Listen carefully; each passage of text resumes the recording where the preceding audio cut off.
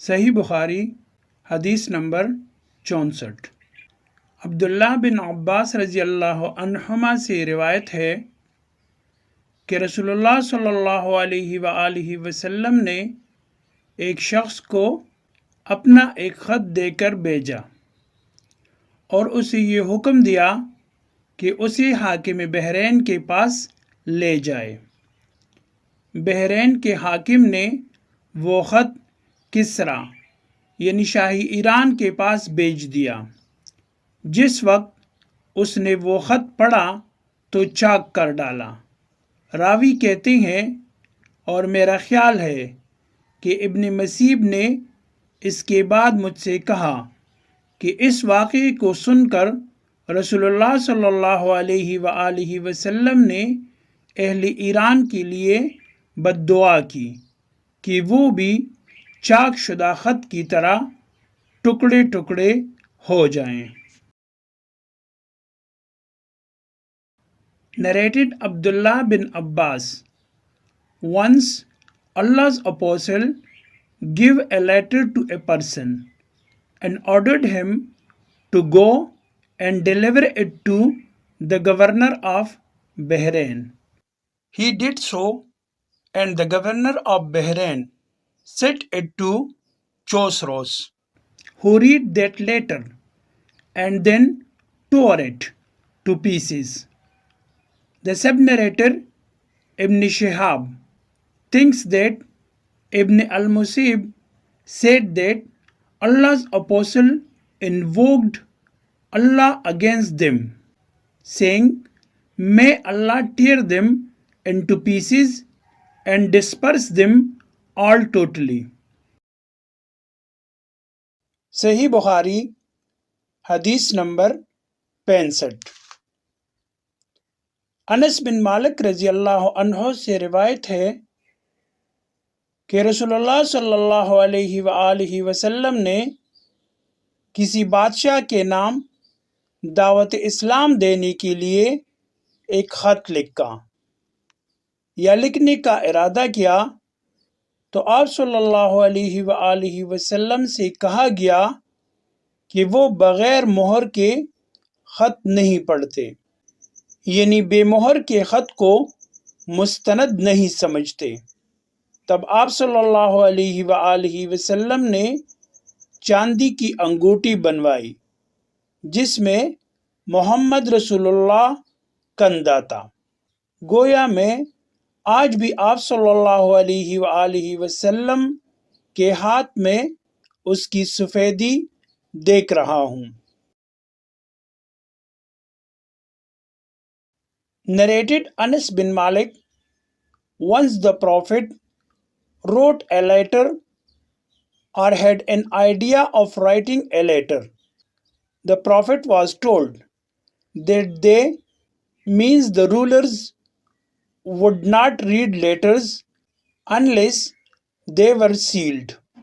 So the Prophet got a silver ring made with Muhammad, Allah's apostle, engraved on it, as if I were just observing its white glitter in the hand of the Prophet. صحیح بخاری حدیث number 66۔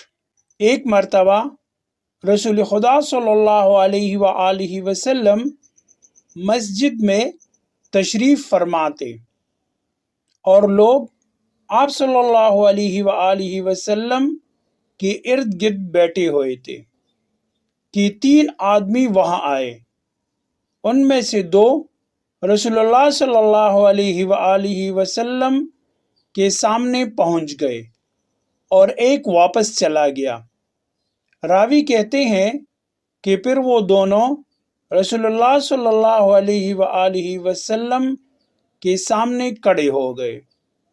اس کے بعد ان میں سے ایک نے جب مجلس میں ایک جگہ کچھ گنجائش دیکھی تو وہاں بیٹھ گیا اور دوسرا اہل مجلس کی پیچھے بیٹھ گیا اور تیسرا جو تھا وہ لوٹ گیا۔ تو جب رسول اللہ صلی اللہ علیہ وآلہ وسلم اپنی گفتگو سے فارغ ہوئے تو صحابہ رضی اللہ عنہم سے فرمایا کہ کیا میں تمہیں 3 آدمیوں کے بارے میں نہ بتاؤں؟ ان میں سے ایک نے اللہ سے پناہ چاہی، اللہ نے اسے پناہ دی، اور دوسری کو شرم آئی تو اللہ بھی اس سے شرمایا کہ اسے بھی بخش دیا، اور تیسرے شخص نے منہ موڑا تو اللہ نے بھی اس سے منہ موڑ لیا۔ Narrated Abu Waqid al-Laythi. While Allah's apostle was sitting in the mosque with some people, 3 men came. 2 of them came in front of Allah's apostle, and the third one went away. The 2 persons kept on standing before Allah's apostles for a while, and then one of them found a place in the circle and sat there while the other sat behind the gathering, and the third one went away. When Allah's apostles finished his preaching, he said, "Shall I tell you about these 3 persons? One of them betook himself to Allah, so Allah took him into his grace and mercy and accommodated him. The second felt shy from Allah, so Allah sheltered him in his mercy and did not punish him, while the third turned his face from Allah and went away, so Allah turned his face from him likewise." صحیح بخاری حدیث number 67۔ عبد الرحمن بن ابی بکرہ سے روایت ہے کہ وہ ایک دفعہ رسول اللہ صلی اللہ علیہ وآلہ وسلم کا تذکرہ کرتے ہوئے کہنے لگے کہ رسول اللہ صلی اللہ علیہ وآلہ وسلم اپنے اونٹ پر بیٹھے ہوئے تھے اور ایک شخص نے اس کی نکیل تام رکھی تھی۔ آپ صلی اللہ علیہ وآلہ وسلم نے پوچھا، آج یہ کون سا دن ہے؟ ہم خاموش رہے حتیٰ کہ ہم سمجھے کہ آج کے دن کا آپ کوئی دوسرا نام اس کے نام کے علاوہ تجویز فرمائیں گے۔ پھر آپ صلی اللہ علیہ وآلہ وسلم نے فرمایا، کیا آج قربانی کا دن نہیں ہے؟ ہم نے عرض کیا، بے شک۔ اس کے بعد آپ صلی اللہ علیہ وآلہ وسلم نے فرمایا، یہ کون سا مہینہ ہے؟ ہم اس پر بھی خاموش رہے اور یہی سمجھے کہ اس مہینے کا بھی آپ اس کے نام کے علاوہ کوئی دوسرا نام تجویز فرمائیں گے۔ پھر آپ صلی اللہ علیہ وآلہ وسلم نے فرمایا، کیا یہ ذی الحجہ کا مہینہ نہیں ہے؟ ہم نے عرض کیا، بے شک۔ آپ صلی اللہ علیہ وآلہ وسلم نے فرمایا، تو یقیناً تمہاری جانیں اور تمہارے مال اور تمہاری آبرو تمہارے درمیان اسی طرح حرام ہے جس طرح آج کے دن کی حرمت تمہارے اس مہینے اور اس شہر میں ہے۔ پس جو شخص حاضر ہے اسے چاہیے کہ غائب کو یہ بات پہنچا دے، کیونکہ ایسا ممکن ہے کہ جو شخص یہاں موجود ہے وہ ایسے شخص کو یہ خبر پہنچائے جو اس سے زیادہ حدیث کا یاد رکھنے والا ہو۔ Narrated عبد الرحمن بن ابی بکر's father. Once the Prophet was riding his camel, and a man was holding its rein. The Prophet asked, "What is the day today?" We kept quiet, thinking that he might give that day another name.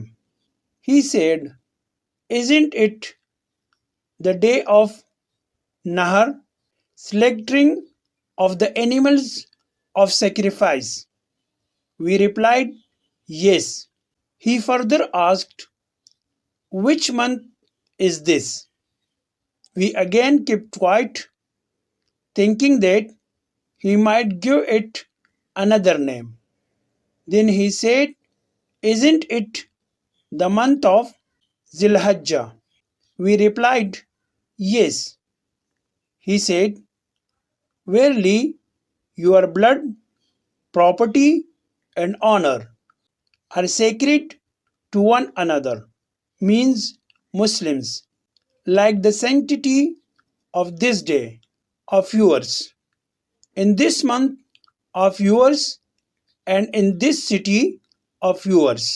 It is incumbent upon those who are present to inform those who are absent, because those who were absent might comprehend what I have said better than the present audience.